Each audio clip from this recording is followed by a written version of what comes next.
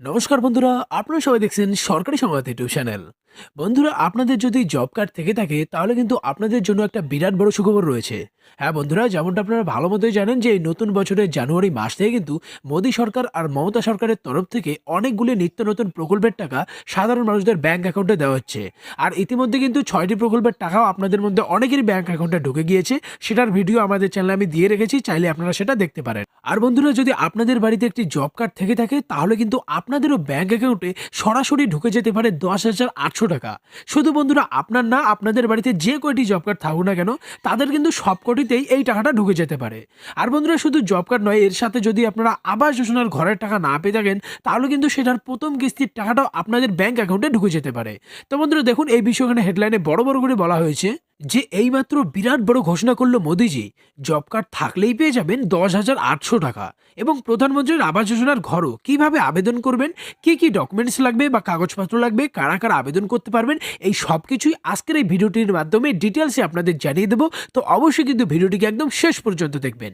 এরই সাথে বন্ধুরা, যদি আপনারাও চান যে এই 10,800 টাকা সরাসরি আপনাদের ব্যাংক অ্যাকাউন্টে দেওয়া হোক তাহলে কিন্তু সবার প্রথমেই ভিডিওটিকে একটি লাইক করে দেবেন, এরই সঙ্গে লাল রঙের সাবস্ক্রাইব বাটনে ক্লিক করে বেল নোটিফিকেশনটা অল করে দেবেন এই ধরনের খবর প্রতিদিন জানার জন্য। তো বন্ধুরা, এখানে দেখুন প্রথমেই বলা হয়েছে যে আপনাকে যে 10,800 টাকা দেওয়া হবে এটা কিন্তু কোনো 100 দিনের কাজের টাকা নয়। ব্যবসা, সার, বীজ, চারা গাছ কিনতে পারেন। দিন দরিদ্র ও খেটে খাওয়া মানুষদের সুবিধার্থে এই 10,800 টাকা দেওয়া হয়ে থাকে। এবারে কথা হচ্ছে বন্ধুরা, এই 10,800 টাকা নেওয়ার জন্য আপনার কি কি ডকুমেন্টস বা কাগজপত্র লাগবে।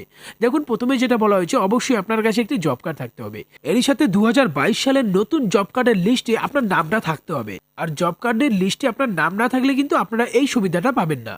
বন্ধুরা, আপনার জব কার্ড যদি নিষ্ক্রিয় অবস্থায় থাকে তাহলেও কিন্তু আপনারা এই সুবিধাটা পাবেন না। অবশ্যই সাথে আপনার আধার কার্ড থাকতে হবে, ভোটার কার্ড থাকতে হবে, আর যে কোনো একটি রেশন কার্ড থাকতে হবে, মানে যে AAY, SPSS যে কোনো একটি ক্যাটাগরির রেশন কার্ড থাকতে হবে। এরই সাথে বন্ধুরা ব্যাংকের পাসবইয়ের জেরক্স কপি লাগবে আর 2 কপি কালার পাসপোর্ট সাইজের ছবি লাগবে। তবে বন্ধুরা, এই টাকাটা পাওয়ার জন্য কিছু শর্ত রয়েছে। দেখুন বলা হয়েছে, অবশ্যই আপনার বার্ষিক পারিবারিক আয়টা 1.5 লক্ষ টাকার নিচে থাকতে হবে আর আবেদনকারীর বয়সটা 18 থেকে 50 বছরের মধ্যে হতে হবে। এবার কথা হচ্ছে বন্ধুরা, কিভাবে আর কোথায় আবেদন করবেন। দেখুন বলা হয়েছে, block BDO office, SDO office বা কেন্দ্র সরকারের জব কার্ড ও আবাস যোজনার ওয়েবসাইটে গিয়ে আপনারা আবেদন করতে পারবেন। আপনার আবেদনপত্রটি জেলা স্তরে তারপর রাজ্য স্তরে অনুমোদনের জন্য প্রেরণ করা হবে।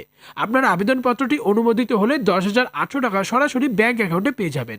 আর বন্ধুরা, 2022 সালের আবাস যোজনার লিস্টে যদি আপনার নাম থাকে তাহলে কিন্তু 1,20,000 টাকার প্রথম কিস্তির টাকাটা এই মাসেই আপনাদের ব্যাংক অ্যাকাউন্টে দিয়ে দেওয়া হবে।